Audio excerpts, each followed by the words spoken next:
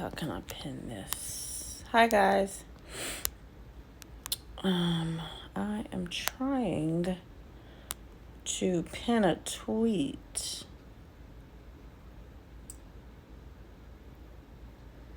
That's weird. Hey lady. I'm trying to figure out how to pin a tweet. I have no idea what I'm doing. I'm not gonna even lie. Okay, I'm sorry this is so late tonight. I had totally planned to do this way earlier, but I was watching I was watching D Nice for like 4 hours. So oh, thank you. I was in here totally shaking my ass. I got so much done.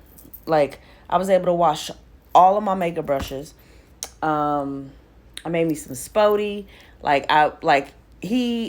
got so much done messing with D Nice today. So I was gonna do this around 8, but it was like I didn't want to like stop listening. So I figured I would do it. Honestly, I figured I would do it before I got too drunk. So that's why I'm here. So I made me some good old watermelon Spody, and I'm gonna answer questions. I put up a thing a couple of minutes ago. I think if you type in your questions in that little question thing, they'll come up. They'll come up like separately, I think. Let me see. Okay, so it says questions from your viewers will show up here. So just type it in where it says questions. I think that somebody had posted questions on Fro House, but I always do it on this one. I don't know why. So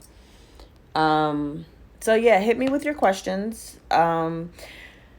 Here's the thing. Try to make the question something I haven't done before, something I haven't answered before, or something that's not like the information isn't already on my page. Not because like I mind too much, because I kind of don't. It's not that. I just feel like, if I'm going to be here, like, you guys might as well get a question asked that is not really something that is on my page. So if it's something that, you can... Oh,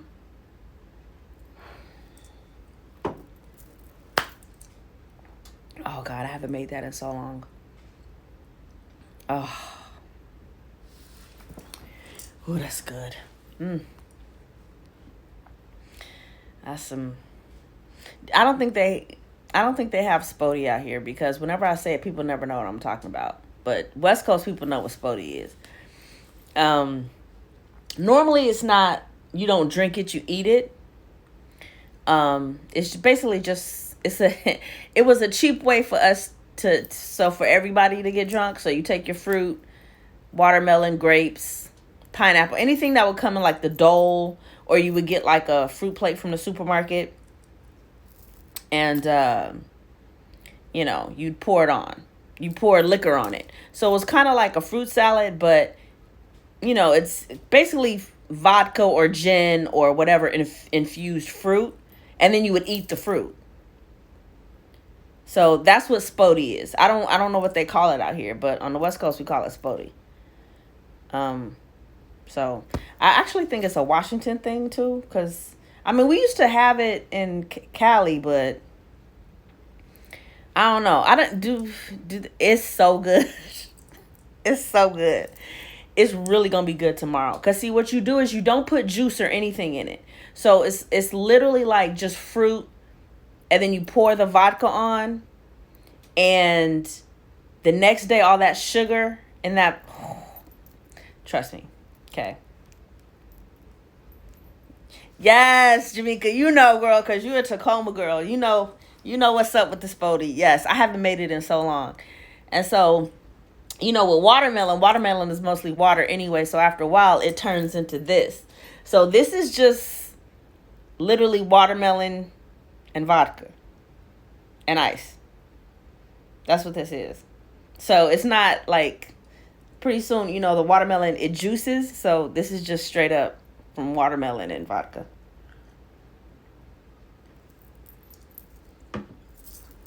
And I mean, it's good. Okay, y'all. I'm sorry. Hold on. Okay. Major breakage in the middle of head. No known change to routine. Wash consists. Deep condition with heat. Help, please. Okay, gorgeous weirdo. How often do you wear your hair in a ponytail? And is that ponytail the location of your breakage? Because where the rubber band is, so let's say you always do a top knot, right? So this is what will happen.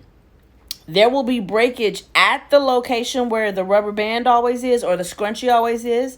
And there will be breakage right in the center of the ponytail. Usually when I blow somebody out or I'm doing their hair for the first time, I can literally tell them how they wear their hair all the time based on the breakage patterns that they have. So usually when someone comes in and let's say that their hair is longer in the back but shorter over the shoulders, I know that they wear their hair back in a ponytail. If I feel like there's like a crown issue, like up here where it's kind of like the hair might tangle more or it might be brittle or dry or like a lot of fairy knots, then I know that they wear their hair in a top knot all the time or a puff up top. Ponytails and buns are not, they're not protective styles. Okay, so you have to be really careful with how you do them. Even for me, my hair is in a ponytail under here, but I have very, very fine hair. Like, I don't know if you, it's fine. Like, it's very, very, I have, like, if I pull my hair back for 2 weeks not even 2 weeks. Let's say I pull my hair straight back for a week. My curls will have loosened dramatically in the front. Okay. So what I try to do is I make my ponytail before I put my gel on. Okay. What you don't want to do is you don't want a wet ponytail to dry in the ponytail. I hope I'm not confusing you guys. Basically what I'm saying is that as your hair dries, it tightens, right? That's why a ponytail or a bun could be comfortable at the start of the day, but towards the end of the day, you're getting a headache because as it's drying, it's getting tighter and tighter and tighter. So it's pulling your hair. So you can really, really cause breakage that way. So what I try to do is I'll make my ponytail first. Like even today, I shampooed my hair and my hair was wet, right? I let it, towel dried. I kept my towel on until I was ready to do my hair. It was pretty much not really dry, but it wasn't wet. And I make my ponytail first, then I apply the gel. That way, I'm not going to be, causing too much tension as my hair dries. Does that make sense? So you really, really want to be careful with how you're wearing your hair because a lot of the things that we do as curly girls or natural girls that we consider to be protective styles are not really protective styles. Okay. So you gotta, everything in moderation. So ponytail, if you're gonna wear it up for 2 days up here, Monday, Tuesday, Wednesday, bring it down. Put it to the side. You got to switch it up because anything all the time will cause damage. I don't care if it's straightening, braids, weave, wig, whatever. Anytime you do something all the time, it's going to cause breakage. Okay? So try to you know what I mean? Try to move it around a little bit. I'm glad that helped. You're welcome.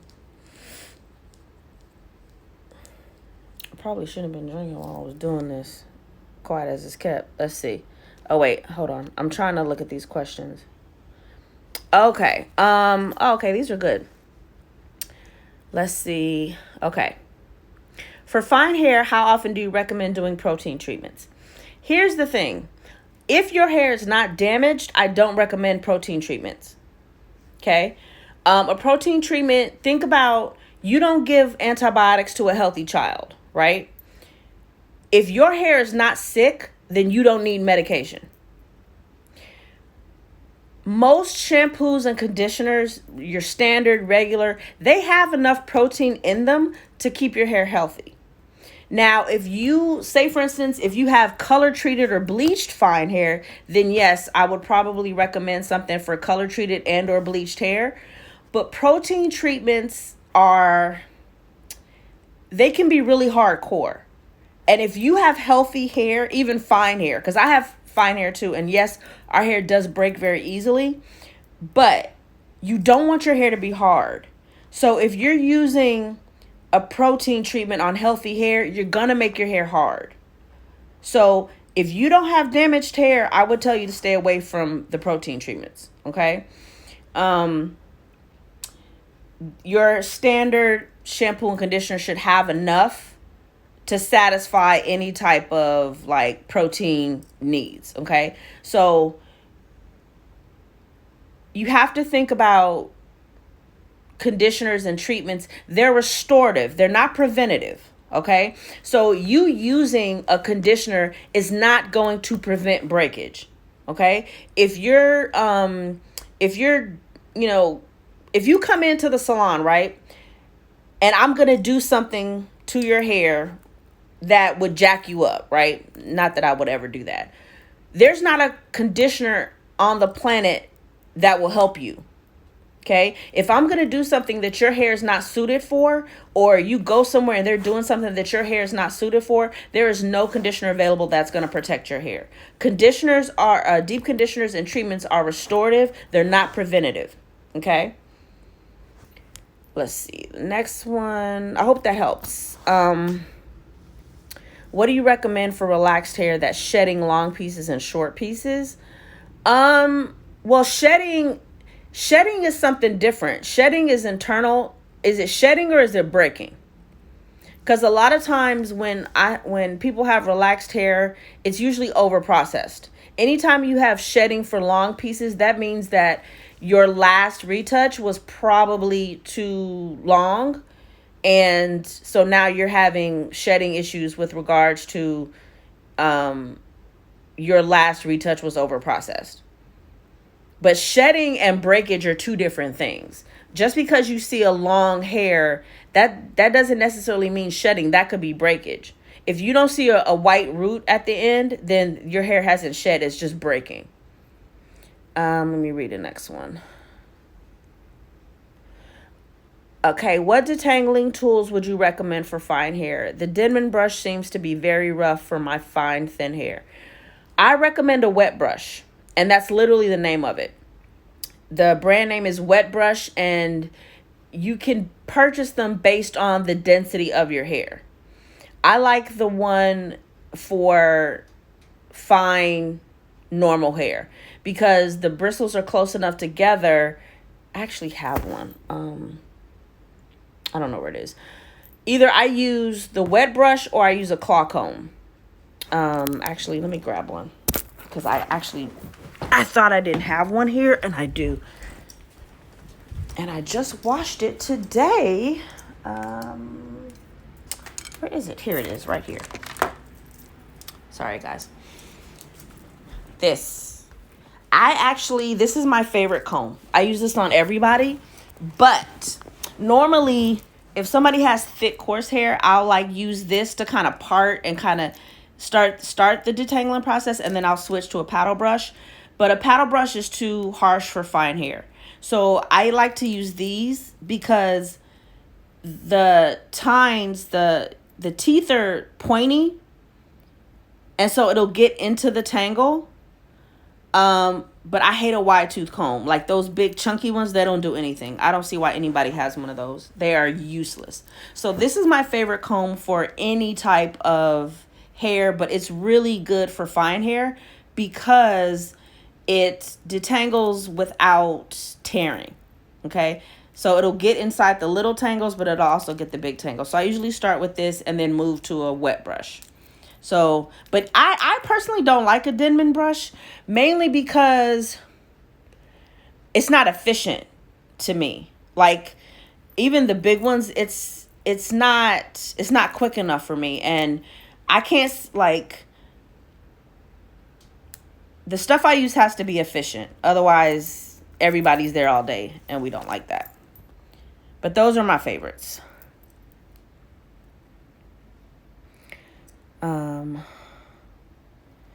Let's see. Would Anti-Snap by Redken help with breakage on relaxed hair? Okay, would it prevent further breakage? I mean, it might help mitigate it, but the damage is done. If you have damaged hair and it's shedding like that, it's not gonna stop. There are some things that can probably like maybe reduce it, but after a while, you're gonna end up having to cut that hair off.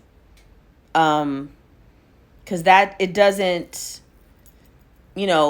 brittle breaking hair doesn't get stronger. You can kind of taper it off for a little bit, but pretty soon when it comes to that next retouch and you retouch it again, that shedding is going to start all over again. And I'm speaking from personal experience. That was my first ever big chop 20 years ago.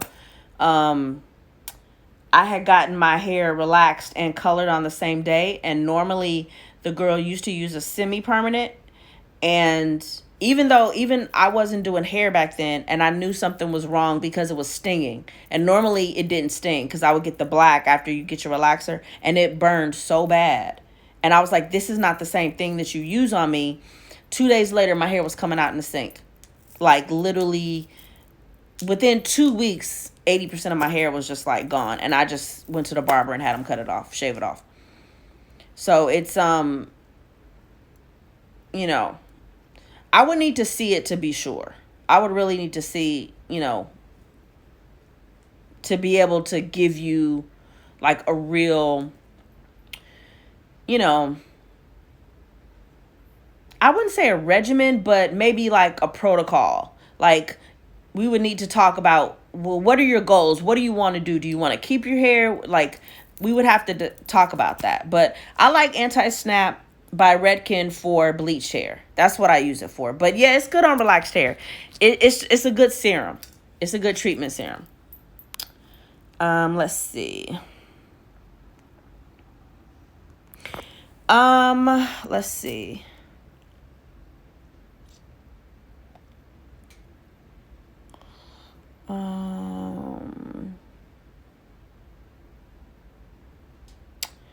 Okay.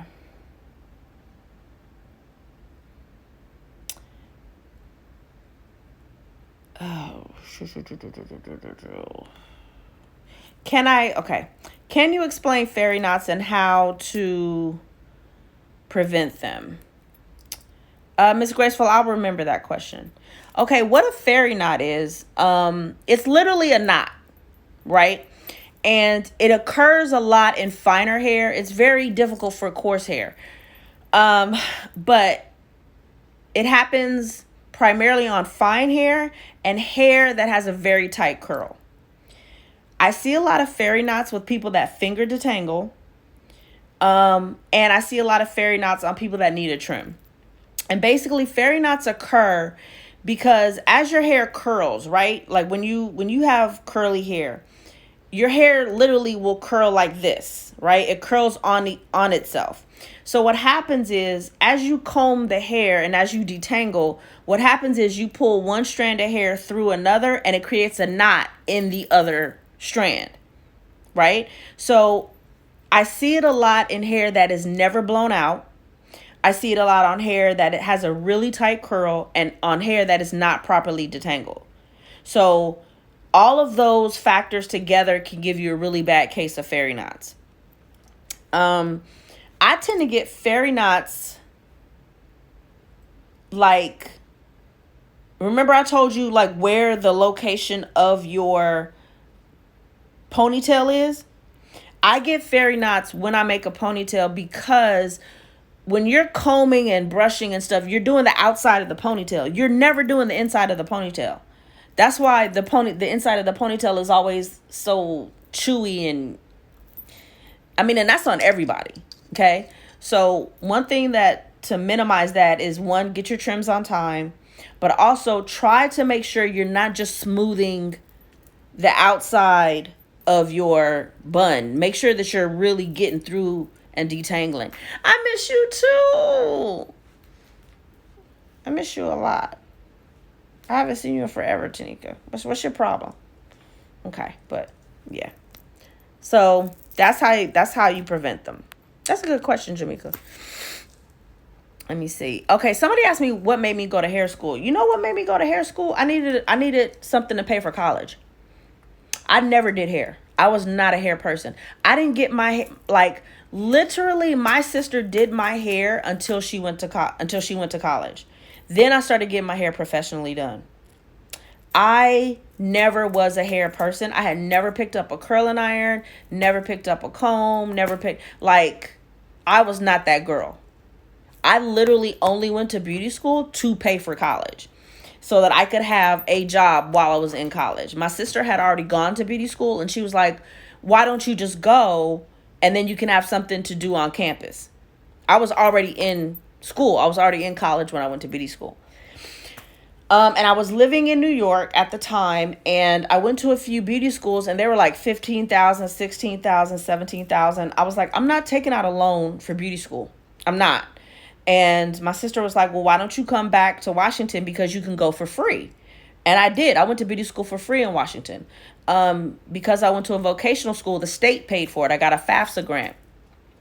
I think I might have came out of pocket like twice, $200 each time for like my kit. So my first student kit was $200, and then later when we started doing color and stuff, you get another kit, and I had to pay for that. And even when I did not expect to be doing hair for 20 years, like I was gonna do hair while I was in college. I was gonna graduate college and go get a job. That's what I had planned to do. And I graduated college. I started beauty school literally right after September 11th. I actually, we were supposed to start on, I want to say September, whatever that next Monday was, because September 11th was a Tuesday. So that following Monday, I was supposed to start beauty school, and they actually pushed it back, because the country was still reeling, and I couldn't even get back to Seattle. I hadn't even, I had to change my ticket because I was supposed to leave that Thursday, and planes weren't flying yet. So I went back the next week, the next Thursday. I think as soon as they started allowing flights again, I flew to Seattle and started beauty school. And Washington State has one of the highest amounts of hours that you have to get your license. At the time, New York only had 900. It was only like 8 or 9 months. Washington State, I graduated with 1,850 hours. So double the amount of time that I would have spent in New York in school. That is why New York City has such an assistant culture, because you don't learn shit. 9 months is not enough time to learn how to do hair. Okay? I don't even think I was on the floor yet in 9 months. I think we were still back in the classrooms. So that is why you have such a large assistant culture in New York, because when you get out of school, you don't know anything. You don't know how to do anything. Nevada has 2,200, but even Jersey has 1,200. The only reason I was able to get my Jersey license is because I had both of my Washington and my New York licenses for so long. Okay? Because if not, let's say I had got my New York license and I wanted to come to Jersey, I would have to go back to school for those remaining, I think it's 300 hours. I think Jersey is 1,200. And New York is still, I think it might be 1,000 now, but you don't learn anything. So the truth is, most beauty schools, they don't teach you how to do hair. They teach you how to pass state board. Okay? You learn how to do hair by working in a salon, and that's just facts. I was fortunate enough that the school I went to Seattle Vocational Institute, and everybody knows Miss V. Everybody knows Miss Valentine. And if you have ever been in Seattle, gone to Seattle, everybody knows who Miss Valentine is. And she was like an amazing, I had some amazing teachers. Like I had one of my, Miss Bynum, and I actually worked with her daughter. She did hair as well. I remember one time we went to a hair show and they had everybody stand up, and then they had you sit down based on how long you had been doing hair. So if you had been doing hair a year, sit down. Doing hair 5 years, sit down. And Miss Bynum was the last one standing. She had been doing hair like 65 years. And that was back then. That was 20 years ago. So it was, I didn't expect to be doing hair for this long. But I graduated college in 2008, right in the midst of a recession. Nobody had jobs. The only people I knew that were working were hairstylists. So I just kept doing hair. And then when I decided that, okay, I'm going to go to graduate school, that's when the opportunity came to move back to New York. And I was like, okay, I'm out of here. So that was 2010. So I was about to start graduate school in 2010 in Seattle. And I was like, me and Seattle never really clicked. That was never my jam. So when the opportunity came to leave, I left. My family is still there, but nah, I'm good. Truth is, if my mama wasn't there, Seattle would never see this black face again. And that's just facts. It's just facts. I only go there because my mama's there. If my mama goes back to, but...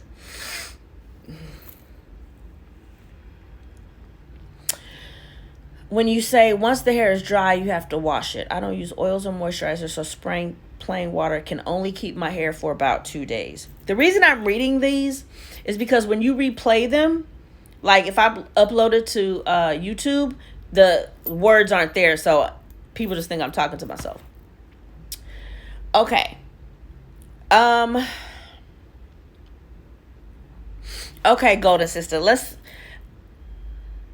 take a plant, for example, right? I have a lot of plants in here, and all of them have different needs, okay? Some of them, like my snake plant, I can literally go a month without watering that without it looking like it needs water, okay? I have a bird's nest fern where when it needs water, the leaves droop, right? I mean, they droop. When I water it, the leaves get really high, okay? I have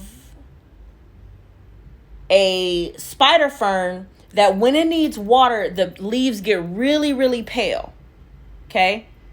So just like different types of hair, different types of plants need water at different intervals, okay? Hair is exactly the same.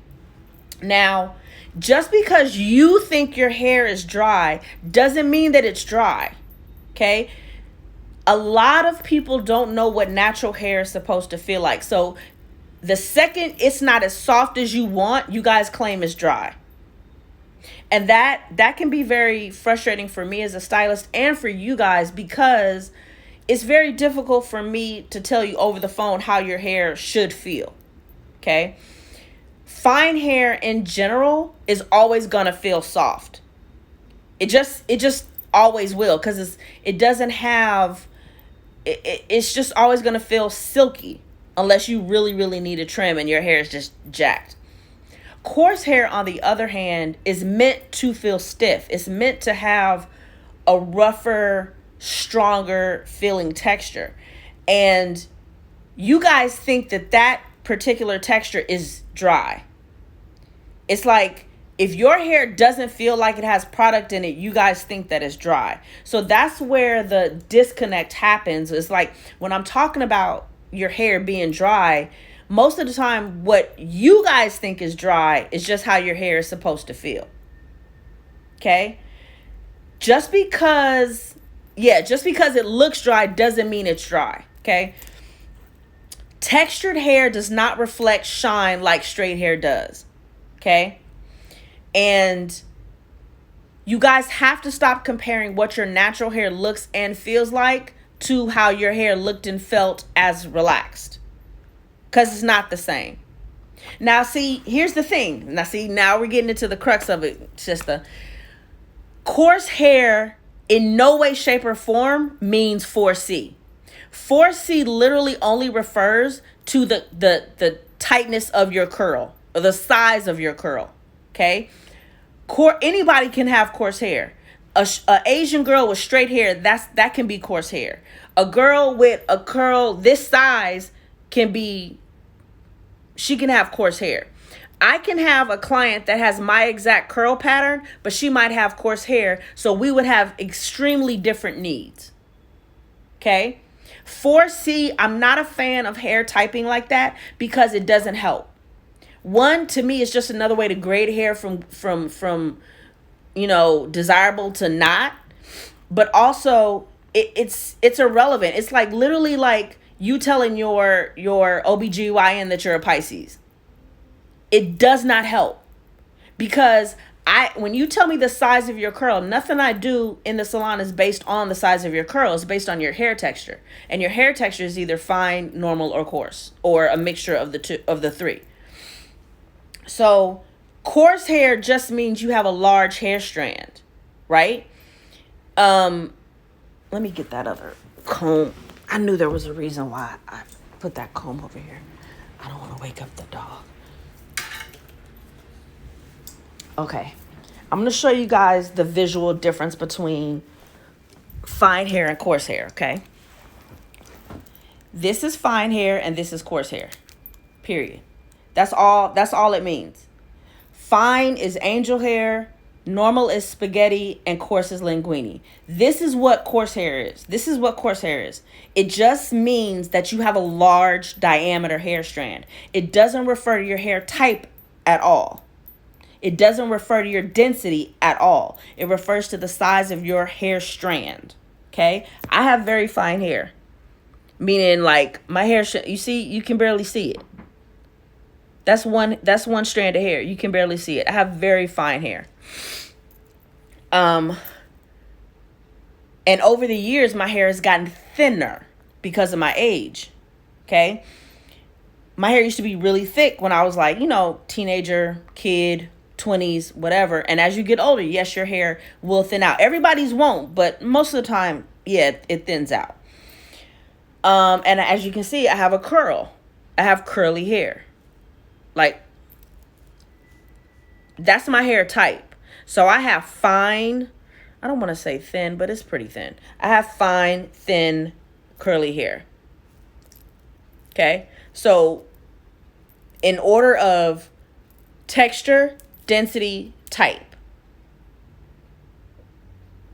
That's what it is. So with regards to like you saying, 4C, that doesn't mean coarse. Okay? Because I know a lot of my clients that are 4C have fine hair. Most of my clients that have 4C hair have fine hair. When I went back to New York after beauty school, were you an assistant? I want to go back to New York when I'm done with beauty school as well. Actually, I was not an assistant because I knew how to do everything. And I kind of wasn't going to do that. I applied at a lot of places and they were like, oh, yeah, we're going to have you blow dry for a year. Bitch, I think not. Absolutely not.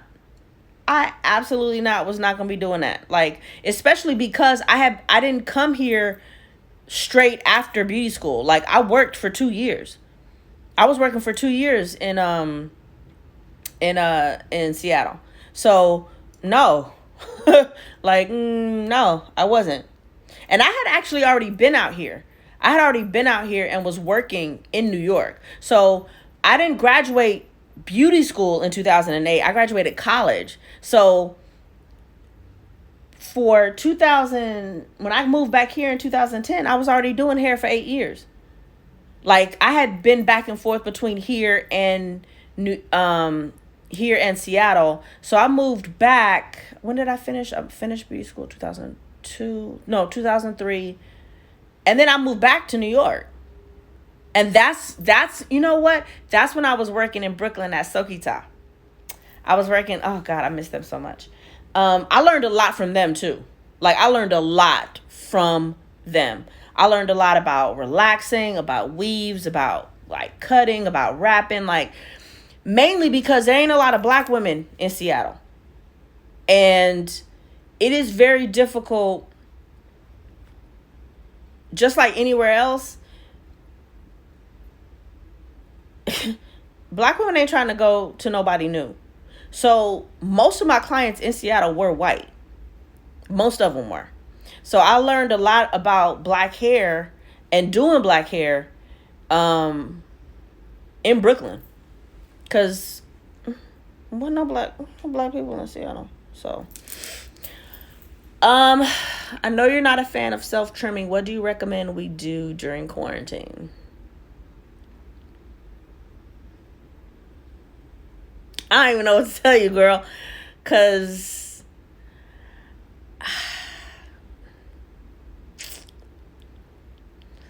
I don't know. Because I'm going to be honest. Provided that you got your hair trimmed or whatever before this lockdown or whatever, I mean, I would just wait. Because where are you going? What you doing? Like, what are you doing with your hair that you need? You know what I'm saying? Like, I don't recommend self-trimming. I don't. I really don't. Because it's not worth it. It's not worth it. It's really not. I can't even tell you to do that. Because, to be honest, I don't even like to cut my own hair. And when I do trim my hair, I blow it out and I flat iron it. And then I trim it. So, and I don't want y'all doing none of that. So, sorry. You have fine, low density hair. I never know how to style it. It always looks thin. That's one of those things where, I mean, there are certain products that can help it look thicker. Like for me, I don't like my first day wash and go because my hair always looks like a jerry curl. So you have to style it in a way that makes it look thicker, right? But that's product. That's like mousse or using your Afro pick or whatever. That's a technique. But I mean, that's just the nature of hair. Like for me, I never wear my hair straight because I look bald headed. I don't like it. You know, if I want to wear a puff and I want the puff to look big, I make two ponytails very close to each other so that from far away or whatever, it looks like one ponytail, but it's really two because it helps create the illusion that I have more hair than I do. So that's all that's kind of tricks and stuff that you learn. But the fact is like, none of us are really like, when it comes to volume and stuff, that's not something that you can create it. But I mean, I'm always going to have the hair that I have. You know what I'm saying? Like, I'm never going to have thicker hair. So I either got to accept it or learn how to, you know, make certain tricks to make it look thicker, make it look fuller or whatever. But I just don't wear my hair in a way that is going to accentuate what I don't like about my hair. So you'll never see me with straight hair. If you see me with straight hair, it's a wig. And for the fact that my hair doesn't stay straight anyway, but that's not like, you know, my hair frizzes very, very easily. So it's not something I usually do often. Let me see.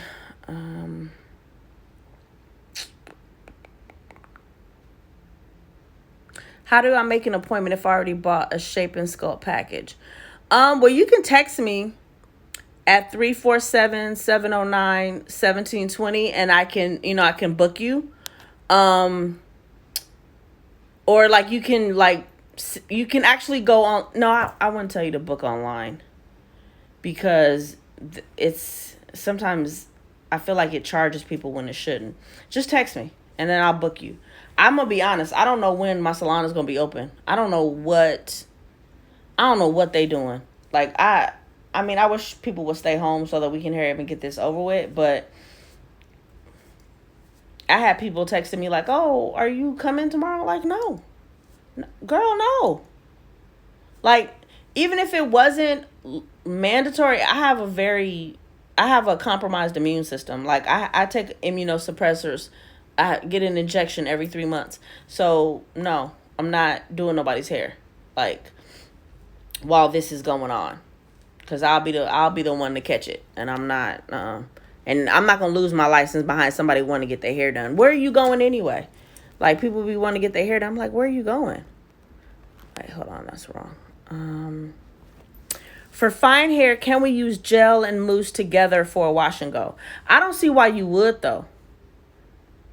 Because for fine hair, the more product you use, the more it's gonna weigh your hair down. Pick one.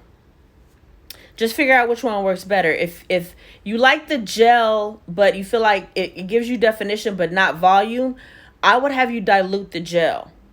So let's say you get a tablespoon of gel, mix it with some water, whip it up, and it'll expand. So it'll act like mousse, but it'll still give you the gel hold. Right? So I know for me, and so for some of my clients, some gel, it gives you the definition, but it just makes your hair flat. So that's when you want to dilute the gel. Especially that wet gel is really thick to me. So, for some of my finer hair clients where it's like, I'll just whip up some gel. But pick one, because you don't need both. You don't need both. I'm not a fan of cocktailing. I know it's something that a lot of hairstylists are fans of, but I'm not, because I feel like one styling product should do the job. I don't feel like two or three, that's a marketing gimmick. I don't, a lot of product companies, they want you to retail. And I know that's a huge, money maker for stylists, is to also sell retail. Like, retail is actually supposed to be 30% of our revenue. It's not for me, because I don't want y'all buying stuff that you don't need. I want you to learn how to use the products that you have properly. And most of the time, y'all don't. Most of the time, y'all using hair care products as styling products and vice versa. So I would prefer you use one or the other for fine hair. Let's see. What are your thoughts on using black soap to shampoo the hair? I think it's horrible. I don't recommend it. I recommend you use shampoo to shampoo the hair. Like, I am what you would call a classically trained hairstylist. I believe in shampoo, I believe in conditioner, and I believe in styling products. I don't believe that you need apple cider vinegar. I don't believe you need scalp scrubs. Just use shampoo. Just use shampoo. Like, I don't feel the need to make the process exotic. I don't. Like, I'm just, I would just rather you use shampoo. Let's see. She said they got Zoom dates. Wash and go on bleached fine hair. I used to be able to just use Eco Styler. Now it's making my hair dry.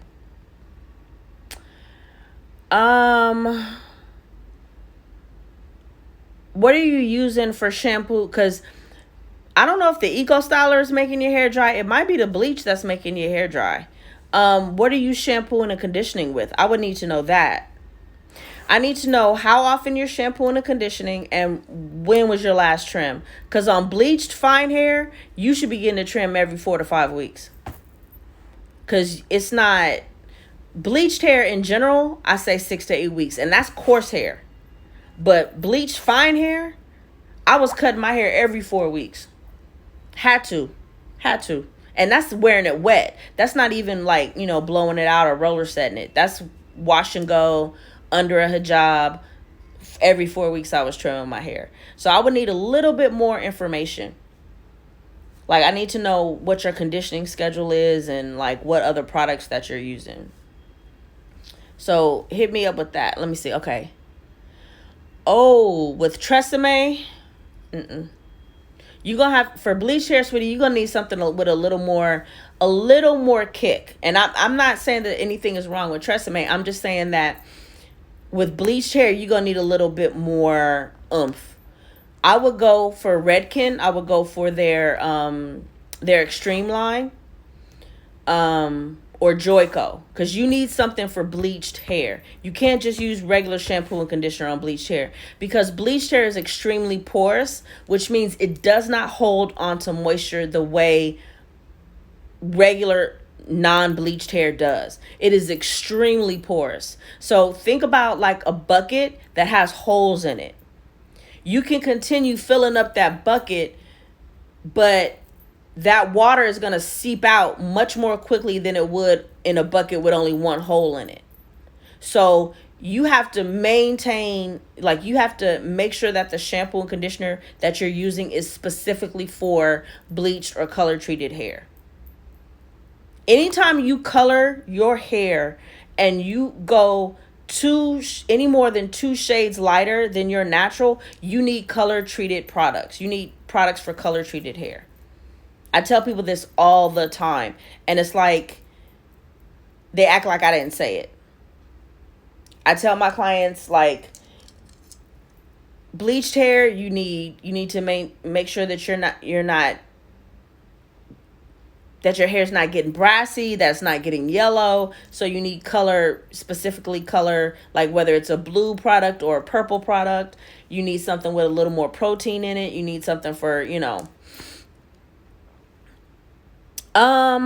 base in the UK. No, Redken is available in the UK because it's a European product. You can find Redken there. You can find Redken, L'Oreal. What else is out there? I know you can find Paul Mitchell.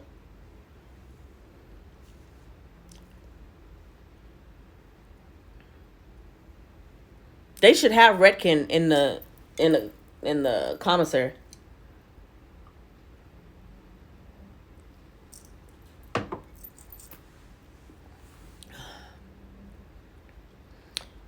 That is good.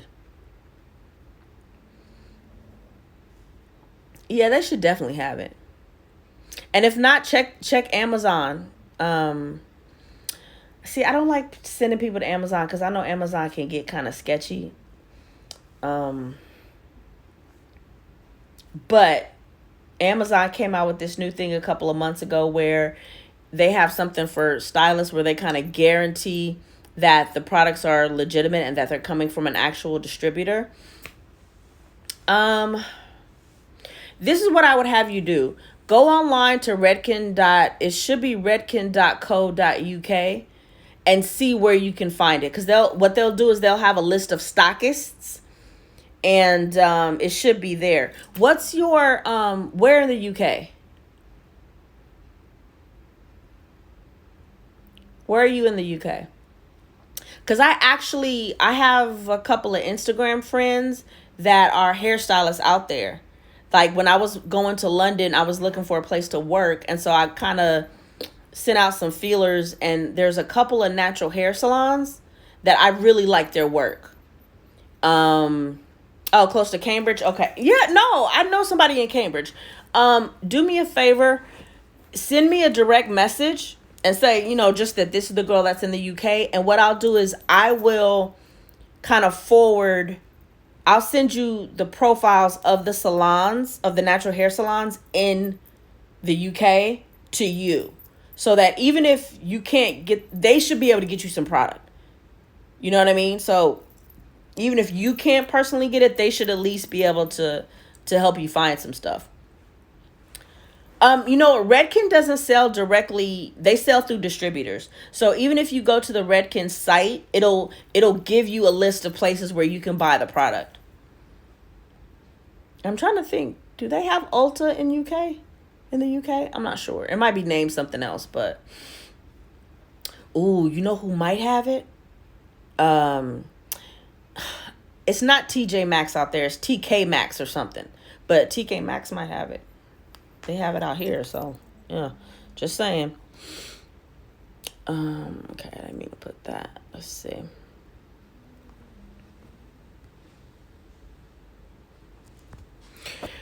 Okay, this is a good one. What products do you recommend to help a twist out last on fine hair? Twist outs don't last on fine hair because fine hair is always going to be fine hair. Fine hair, natural, fine hair relaxed, it's always going to behave the same, meaning the styles that you try to put into fine hair are not going to last. Fine hair, fine curly hair only wants to be curly. It doesn't want to get blown out. It doesn't want to stay in a twist out. It doesn't want to do a braid out. None of the things that you do to fine hair is going to last. If you do a twist out on fine hair, it's going to droop. It's going to poof. It's going to do exactly what you would do if you did a blowout and a press. Fine hair is always going to act an ass.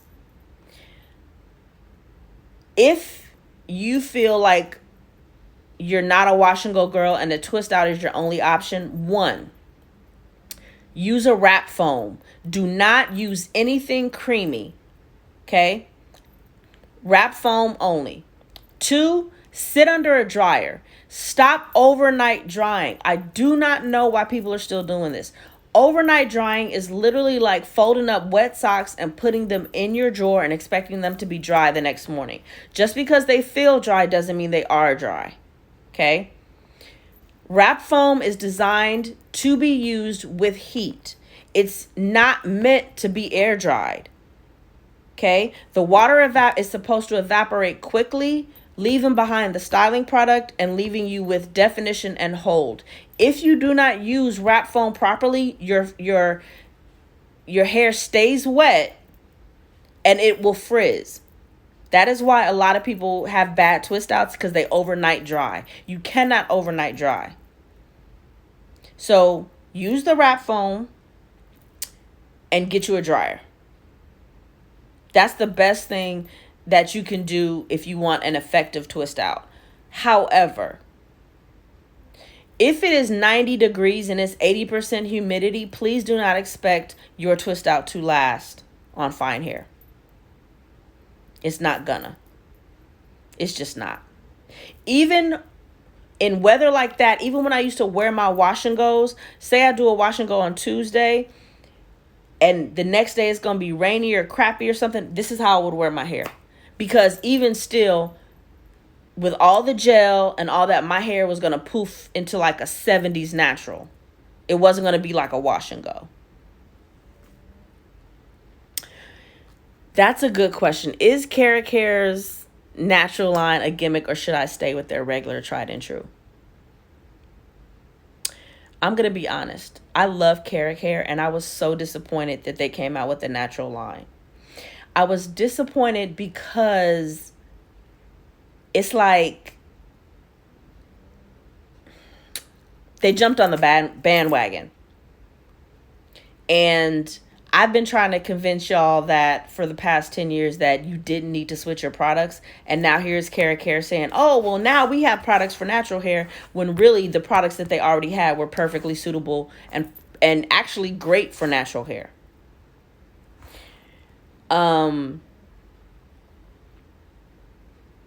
I've never bought anything Caracare from their natural hairline. So I use Olaplex shampoo and conditioner. I use Redken shampoo and conditioner. I use gel, and I use Nairobi wrap foam.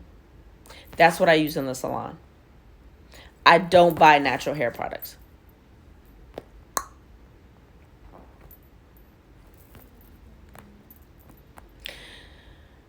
I do not recommend using a rinse out conditioner and a deep conditioner together. Because what are you using the deep conditioner for if you just conditioned your hair? You're wasting one of those products. And you're probably wasting the deep conditioner. Once your hair has absorbed all the conditioner that it needs, the rest is rinsed away. So why are you now conditioning again? You're just wasting product. The hair cannot absorb any more conditioner. So it's either or. But if you leave in a rinse out conditioner for 5 minutes, that's a deep conditioner.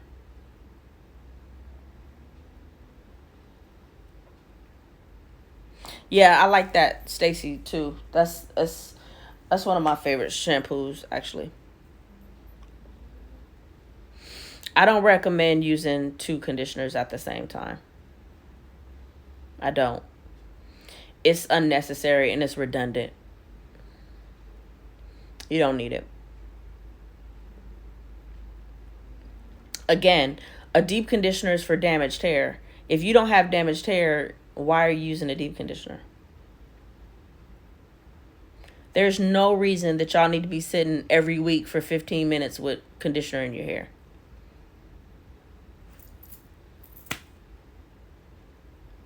Okay, so say for me today, I shampooed twice, put in conditioner, washed my body, rinsed off, and got out the shower.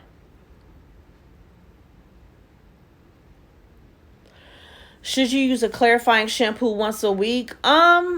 I wouldn't say that you need to. If you use a lot of heavy, creamy products, maybe. If you sweat a lot, maybe. Or if you're using heat, definitely. But if you're just doing a wash and go, I don't see why you need a clarifying shampoo. I didn't use a clarifying shampoo today. The only reason I use a clarifying shampoo in the salon is because I'm using heat. And most of the products that, people are using, maybe they have it shampoo for a week, 2 weeks, something like that. And I don't want any type of oily residue in the hair whatsoever. So I need to make sure that the hair is extremely clean before I put heat on it. So that's why I use clarifying shampoo. I don't even have clarifying shampoo here. I just have a regular, because I don't really use heat. I don't use heat on my hair. My hair, the only time I use heat is when I blow it out from my boho locks, but that's it. And do I use clarifying then? Yeah, I usually use clarifying then. But no, I don't recommend it to just be like, oh yeah, use it every week. Nah. Oh, thank you. Look, I am a notorious agoraphobe. So me being in the house is not something that is bothering me. However, it is a slippery slope for me, and I don't want to get to the point where I'm just like, I got dressed today and did a little something with the makeup because I was like, okay, this is doing too much. I need to, something.